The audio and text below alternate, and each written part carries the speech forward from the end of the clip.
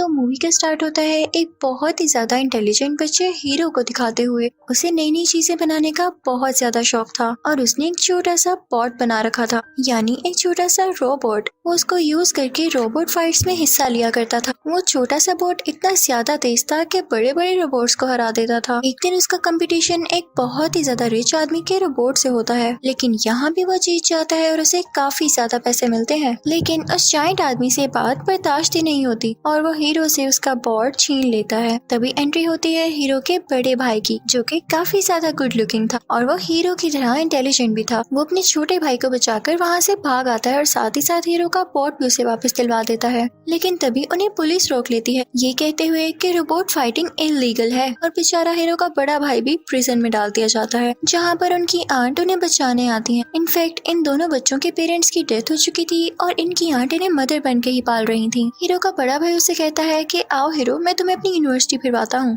उसकी यूनिवर्सिटी एक scientific university होती है। वहाँ हीरो का बड़ा भाई उसे अपने 4 दोस्तों से मिलवाता है, जिसमें 2 मेल होते हैं और 2 फीमेल। लेकिन उनमें से एक साइंस का स्टूडेंट नहीं होता, जो कि हमेशा ड्रैगन कॉस्ट्यूम में ही रहता था। अब हीरो के बड़े भाई के बाकी 3 दोस्त उसे अपनी इन्वेंशंस दिखाने लगते हैं। अब हीरो का बड़ा भाई उसे कहता है कि आओ मैं तुम्हें अपनी इन्वेंशन भी दिखाता हूँ, और इसी के साथ वो उसे अपनी लैब में ले आता है। वहाँ पर वो अपने छोटे भाई के बाजू पर टेप लगाकर खींचता है तो उसे दर्द होती है। हीरो कहता है कि आउच, और ये आवाज सुन के उसका बनाया गया क्यूट सा रोबोट, जिसका नाम बेमैक्स होता है, एक्टिवेट हो जाता है। तो हीरो का बड़ा भाई उसे बताता है कि एक हेल्थ केयर रोबोट है और मैंने इसमें अपना बहुत टाइम लगाया है और इसके अंदर एक चिप है और ये काफी पॉजिटिव किस्म का डॉक्टर है। फिर बेमैक्स हीरो के बाजू पर किसी किस्म का कोई स्प्रे करता है, जिससे हीरो के बाजू की जलन बिल्कुल ठीक हो जाती है। ये बात हीरो को काफी इंटरेस्टिंग लग रही होती है। फिर हीरो का बड़ा भाई उसे बताता है कि तब तक ये एक्टिवेट नहीं होगा जब तक कि तुम इसे ये न कह दो कि तुमने मेरी अच्छी केयर की और मैं सेटिस्फाई हूँ अपनी केयर से। तो हीरो ऐसा ही कहता है तो वो रोबोट वापस अपने छोटू से बॉक्स में चला जाता है, जो कि उसका कवर होता है जिसमें वो चार्ज भी हुआ करता था। तभी वहाँ पर कॉलेज का हेड आता है, जो कि उनकी बातें सुन रहा होता है। वो हीरो के हाथ में वही ब्लैक कलर का पॉट देखता है तो कहता है कि ये क्या चीज है। हीरो उसे सब कुछ बताता है तो वो कहता है कि अरे वाह, मुझे भी इसमें काफी इंटरेस्ट है और मेरी बेटी को भी, वो भी काफी जीनियस है। तुम इस यूनिवर्सिटी में एडमिशन के लिए अप्लाई करना और तुम्हारा भाई तुम्हें इसके बारे में सब समझा देगा।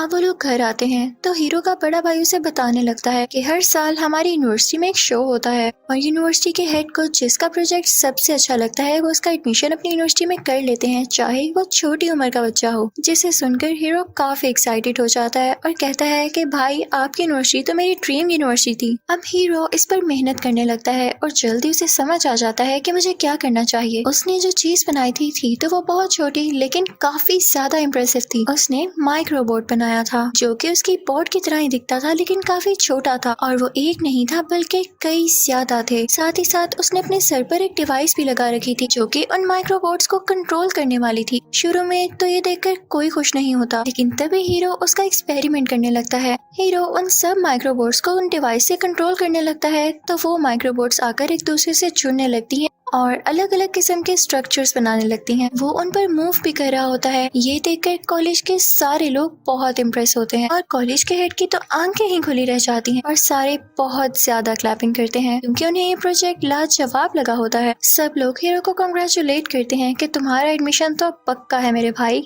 जैसे ये शो खत्म होता है तो एक कंपनी का सीईओ हीरो के पास आता है और उससे कहता है कि क्या अपने माइक्रोबोट तुम मुझे बेचोगे। तो हीरो के कुछ बोलने से पहले ही वहाँ कॉलेज का वही हेड आ जाता है और कहता है कि नहीं, हीरो ऐसा नहीं करेगा। तो हीरो भी उस आदमी को मना कर देता है और वो आदमी वहाँ से चला जाता है और साथ ही हीरो को उसका एडमिशन लेटर मिल जाता है, जिसके बाद वो सब बहुत खुश होते हैं। अब यूनिवर्सिटी से बाहर आकर हीरो और उसका बड़ा भाई बातें करने लगते हैं, लेकिन बातें करते करते जब वो पीछे देखते हैं तो हैरान रह जाते हैं। यूनिवर्सिटी में आग लग चुकी थी। एक स्टूडेंट वहाँ से भागी भागी आती है और बताती है कि कॉलेज के हेड अंदर ही हैं और हीरो के भाई की कॉलेज के हेड के साथ काफी अच्छी दोस्ती थी, तो वो उन्हें बचाने के लिए अंदर जाता है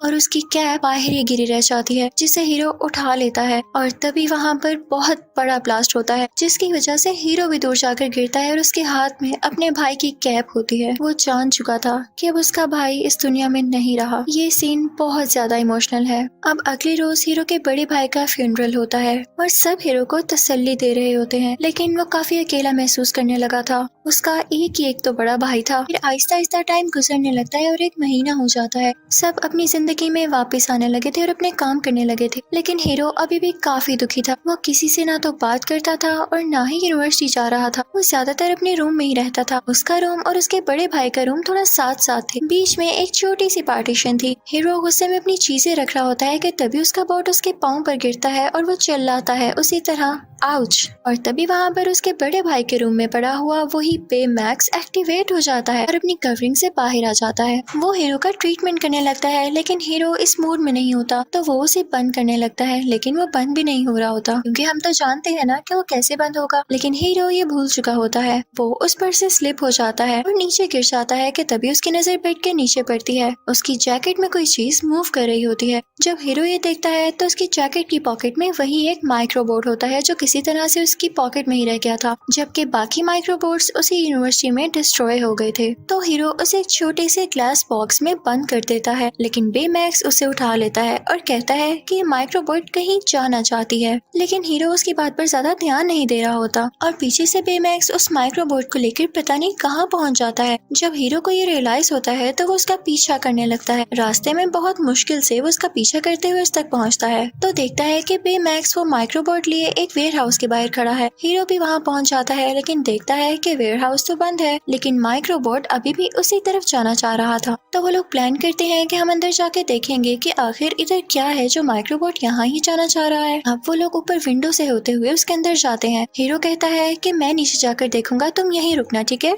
लेकिन जो चीज हीरो देखता है उसे अपनी आंखों पर यकीन ही नहीं आता, क्योंकि कोई उसके माइक्रोबोट्स की नकल कर रहा था। सेम उसी के जैसे माइक्रोबोट्स बनाए जा रहे थे। वो एक फैक्ट्री थी और तभी वहाँ पर बेमैक्स भी आ जाता है जो उससे कहता है कि सब ठीक है ना। तो उनकी आवाज सुनते ही वो सारे माइक्रोबोट्स एक्टिवेट हो जाते हैं और साथ मिलकर कोई स्ट्रक्चर बनाने लगते हैं। और जाहिर सी बात है कि कोई इन्हें पीछे से कंट्रोल भी कर रहा था, जिन्हें पता चल चुका था कि बेमैक्स और हीरो यहाँ पर हैं। वो लोग वहाँ से भागने लगते हैं। तभी उन्हें वो आदमी नजर आता है जो कि इन माइक्रोबोट्स को कंट्रोल कर रहा था, लेकिन हम उसकी शक्ल नहीं देख पाते क्योंकि उसने मास्क पहना हुआ था। अब जैसे तैसे करके ये दोनों विंडो से बाहर कूद जाते हैं। बेमैक्स अपने बाजू हीरो के इर्द गिर्द लपेट लेता है और नीचे गिरने पर भी उनको कुछ नहीं होता, क्योंकि बेमैक्स की बॉडी फ्लफी थी। हीरो सब कुछ जाकर पुलिस को बताता है, लेकिन वो कहता है कि बच्चे मेरा टाइम जाया ना करो। और इसी दौरान बेमैक्स की बैटरी भी लो होने लगती है, तो वो फौरन से उसे अपने घर ले आता है अपनी आंट से छुपाते हुए, और ये सीन काफी फनी लग रहा था। अब हीरो बेमैक्स को चार्ज करता है और वो लोग बातें करने लगते हैं। हीरो बेमैक्स को बताता है कि तुम्हें बनाने वाला यानी मेरा भाई अब इस दुनिया में नहीं है।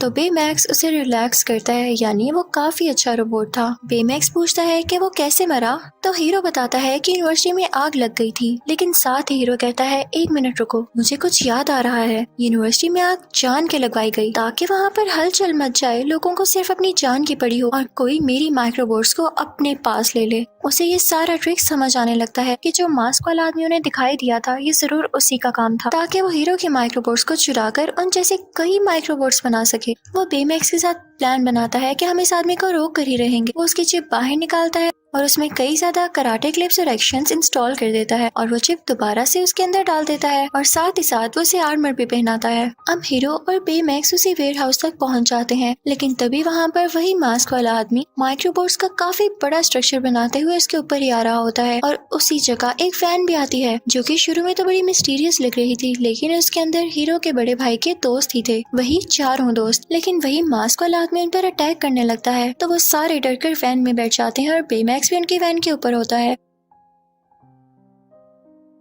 अब वो लोग आगे आगे थे और वो मास्क वाला आदमी उनके पीछे पीछे था। उन माइक्रोबोट्स की स्पीड काफी तेज थी। फिर अचानक से उनकी वैन पानी में गिर जाती है, तो वो मास्क वाला आदमी समझता है कि शायद ये लोग अब मारे जा चुके हैं। लेकिन बेमैक्स अपनी बॉडी को और ज्यादा फुला लेता है और सब लोग उसकी बॉडी के ऊपर आ जाते हैं और वो खुद पानी से बाहर आ जाता है। इस तरह से किसी की भी जान नहीं जाती। अब वो सारे लोग वहाँ से घर आ जाते हैं इस बात का पता लगाने के लिए कि आखिर वो मास्क वाला आदमी था कौन। सारे ये कह रहे होते हैं कि वो वही कंपनी का सीईओ होगा जिसको तुमने वो माइक्रोबोट्स देने से इनकार किया था। तो हीरो कहता है कि वो जो भी है, जिस डिवाइस से वो माइक्रोबोट्स को कंट्रोल कर रहा है, वो उसके मास्क के पीछे ही है। हमें उसके मास्क तक पहुंचना होगा, लेकिन इसके लिए हमें भी एडवांस सूट बनाने होंगे और हमें फाइट भी सीखनी होगी। अब यहाँ स्टोरी एक मजे का टर्न लेती है जब ये सारे लोग मेहनत करने लगते हैं और अपने एडवांस ड्रेसेस बनाने लगते हैं। अब फाइनली ये सारे अपने काम में सक्सेसफुल हो चुके थे। सबके पास अपनी एक अलहदा पावर थी और और बेमैक्स को भी एक प्यारा सा आर्मर दोबारा से मिल चुका था। अब बेमैक्स स्कैन करता है कि वो मास्क वाला आदमी है कहाँ पर, और ये सारे लोग बेमैक्स के साथ ही उस जगह पर पहुंच जाते हैं। वो अंदर जाते हैं तो एक सीसीटीवी फुटेज लगी होती है जिसमें ये दिखाया जा रहा होता है कि कंपनी के सीईओ ने एक पोर्टल बनाया था जिसमें उसने एक लड़की को भेजा, लेकिन उस पोर्टल में कोई खराबी हो गई और उस पोर्टल ने बाहर की चीजें अपने अंदर खींचना शुरू कर दी। तो उस कंपनी के सीईओ को मजबूरन उस पोर्टल को बंद करना पड़ा, लेकिन वो लड़की भी उसके अंदर ही रह गई। वो समझते हैं कि ये सारा काम वाकई सीईओ ने किया है क्योंकि वो नई माइक्रोबोट्स बनाकर इसको कंट्रोल करना चाहता है और पोर्टल को फिर से रिकवर करना चाहता है। अभी वो लोग बातें कर ही रहे होते हैं कि वहाँ पर वही मास्क वाला आदमी आ जाता है। वो उन पर अटैक करने लगता है। वो सारे लोग दूर जाकर गिरते हैं, लेकिन हीरो हार नहीं मानता और बेमैक्स के साथ उस पर अटैक करता है, जिससे उस मास्क वाले आदमी का मास्क उतर जाता है और हीरो देखता है कि वो कोई और नहीं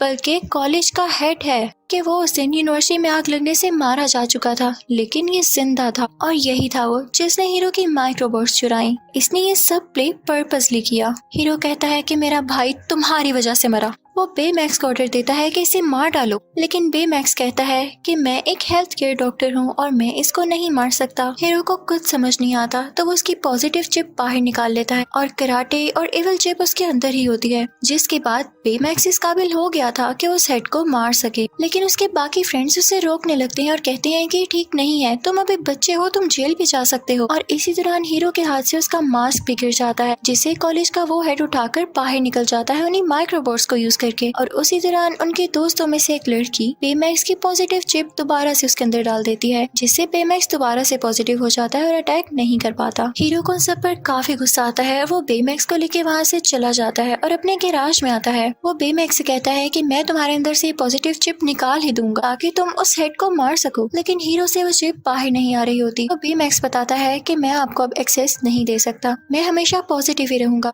तो हीरो कहता है कि आखिर क्यों? तो बेमैक्स उसे वो क्लिप्स दिखाने लगता है जो कि हीरो के बड़े भाई ने रिकॉर्ड की थी बेमैक्स को बनाते हुए। वो ये थी कि मैं हमेशा बेमैक्स को इसी तरह रखना चाहता हूँ, उसे एक पॉजिटिव रोबोट बनाकर जो कि इंसानों की जान बचाए। जब हीरो ये देखता है तो बहुत इमोशनल हो जाता है और रोने लगता है। तो बेमैक्स उसे चुप कराता है। फिर उसके बाद वो अपने बाकी फ्रेंड्स के पास जाता है और उनसे भी सॉरी करता है और वो सब आपस में गले मिलने लगते हैं। और वो लोग हीरो से कहते हैं कि हमारे हाथ एक और सीसीटीवी फुटेज लगी है। जब हीरो उसे देखता है तो उसे पता चलता है कि जिस लड़की को उस कंपनी के सीईओ ने पोर्टल के अंदर भेजा था और वो पोर्टल में ही रह गई, वो कोई और नहीं बल्कि कॉलेज के हेड की वही बेटी थी। तो इसलिए कॉलेज के हेड ने वो माइक्रोबोट्स चुराए ताकि वो सीईओ से अपनी बेटी की जान का बदला ले सके। उससे तुम्हारा कोई लेना देना नहीं था। तब हम ये सीन देखते हैं कि कॉलेज का वही हेड उन माइक्रोबोट्स को यूज करता हुआ उसी जगह पहुंच जाता है जहाँ पे कंपनी का सीईओ अपनी नई बिल्डिंग खोल रहा था, लेकिन वो उसी सीईओ का बनाया गया पोर्टल ऑफिस में जोड़ देता है और उसकी बिल्डिंग के ऊपर कर देता है, जिसकी वजह से उसकी सारी की सारी बिल्डिंग उस पोर्टल के अंदर जाने लगती है। तभी वहाँ पर हीरो और उसके साथी आ जाते हैं जो कि उस हेड को ये कहते हुए रोकते हैं कि आप गलत कर रहे हैं, इससे हमारे मुल्क को ही नुकसान होगा। लेकिन वो नहीं मानता और अपना काम जारी रखता है। वो बेमैक्स पर भी अटैक कर देता है और बेमैक्स दूर जाकर गिरता है और इसी की वजह से हीरो भी बिल्डिंग के अंदर जाकर गिरता है। अब वो पोर्टल तो मुसलसल बिल्डिंग को अपनी तरफ खींच रहा था, तो हीरो भी इस वजह से उस पोर्टल की तरफ खींचा चला जाता है, लेकिन बेमैक्स हीरो को बचा लेता है और बाकी सब उस हेड के माइक्रोबोट्स को रोक रहे होते हैं। अब हीरो उन सबसे कहता है कि हम इस तरह से इसको हरा नहीं सकते, हमें माइक्रोबोट्स को अलहदा करना होगा, क्योंकि ऐसा करने से सब माइक्रोबोट्स अलहदा होकर पोर्टल के अंदर जाने लगेंगे और हमारा काम आसान हो जाएगा। और फिर सारे यूनाइट होकर यानी मिलकर माइक्रोबोट्स के अंदर से गुजरते हैं, जिससे सारे माइक्रोबोट्स अलग अलग होने लगते हैं और पोर्टल के अंदर जाने लगते हैं, वैसे ही जैसे हीरो ने कहा था। ये चीज देख के उस हेड को गुस्सा आने लगता है, तो वो बेमैक्स और हीरो पर अटैक करने लगता है, लेकिन बेचारे के पास अब कोई माइक्रोबोट बचा ही नहीं होता, तो वो उन पर अटैक कर ही नहीं पाता। अब बेमैक्स इस चीज का फायदा उठाता है और उसका मास्क पकड़कर तोड़ देता है, जिनसे वो सारे माइक्रोबोट्स को कंट्रोल कर रहा था और इसी वजह से पोर्टल भी नीचे गिरकर टूट जाता है। लेकिन मजे की बात ये थी कि वो अभी भी खुला हुआ था। सब अपनी जान बचाकर भाग रहे होते हैं, लेकिन तभी बेमैक्स को फील होता है जैसे उसके अंदर कोई जिंदा है। वो लोग जानते थे कि हेड की बेटी इसके अंदर है, तो वो समझ जाते हैं कि हमें इसकी जान बचाना होगी। अब बेमैक्स और हीरो कहते हैं कि हम अंदर जाएंगे उसकी जान बचाने के लिए। अब जैसे ही वो लोग पोर्टल के अंदर जाते हैं तो बिल्डिंग का एक टूटा हुआ हिस्सा बेमैक्स को लग जाता है, जिसकी वजह से उस बेचारे का आर्मर टूट जाता है। अब उसके पास वैसी पावर्स नहीं रही थी जैसी वो पहले यूज कर रहा था, यानी वो अब उड़ भी नहीं सकता था। अब उनको वहाँ पर हेड की बेटी भी मिल जाती है, लेकिन उसका रॉकेट भी बंद हो चुका था। बेमैक्स के ड्रेस का एक हाथ अभी भी ठीक था, वो खुद तो उड़ नहीं सकता था, लेकिन वो ऐसा जरूर कर सकता था कि वो उस बंद हुए में रॉकेट के साथ अपना हाथ लगा दे और वहाँ से उसको शूट करके पोर्टल से बाहर भेज दे। लेकिन ऐसा करने की वजह से बेमैक्स खुद पोर्टल के अंदर ही रह जाता क्योंकि सारी फोर्स उसी ने लगानी थी और इसकी वजह से वो पीछे चला जाता। हीरो कहता है कि नहीं, मैं ऐसा होने नहीं दे सकता। तो बेमैक्स कहता है कि मैं ऐसा करूंगा क्योंकि मुझे इंसानों को बचाने के लिए ही बनाया गया है। तो चलो शाबाश, जल्दी से मुझे बताओ कि तुम मेरी केयर से सेटिस्फाई हो ताकि मैं डीएक्टिवेट हो जाऊं। तो हीरो काफी इमोशनल हो जाता है और रोते हुए कहता है कि बेमैक्स, मैं तुम्हारी केयर से हमेशा सेटिस्फाई था और अब भी हूँ। और तभी बेमैक्स उस रॉकेट को शूट कर देता है और खुद पीछे की तरफ चला जाता है। अब वो रॉकेट और हीरो उस पोर्टल से बाहर आने लगते हैं, लेकिन बेमैक्स अभी भी अंदर होता है। हम ये देखते हैं कि उस हेड की बेटी को हॉस्पिटल ले जाया जाता है, जबकि उस हेड को अरेस्ट कर लिया जाता है कि उसने इतना बुरा काम किया, चाहे उसने अपनी बेटी के बदले में किया। ये सारे लोग भी अपनी अपनी लाइफ में बिजी हो चुके थे, लेकिन हीरो अभी तक अपने भाई को और बेमैक्स को नहीं भूला था। एक दिन हीरो को बेमैक्स की याद आ रही होती है तो उसका सूट निकाल कर देखने लगता है और उसके अंदर से उसे उसकी चिप मिलती है जो कि उसने निकाल दी थी। हीरो क्योंकि काफी ज्यादा इंटेलिजेंट था तो वो भी एक बेमैक्स बनाता है और उसमें वही पुरानी चिप लगा देता है जिसमें बेमैक्स की सारी मेमोरीज भी होती हैं। और यहाँ पे बेमैक्स सेम टू सेम पहले की तरह बन जाता है। हीरो उसे गले से लगा लेता है और ये सारी बात वो अपने दोस्तों को भी बताता है और अब वो डिसाइड करते हैं कि वो अपनी पावर्स का अच्छा यूज करेंगे और इस पूरे शहर में पीस रखेंगे। और इसी के साथ ये मूवी यहीं पर एंड हो जाती है। Thank you for watching.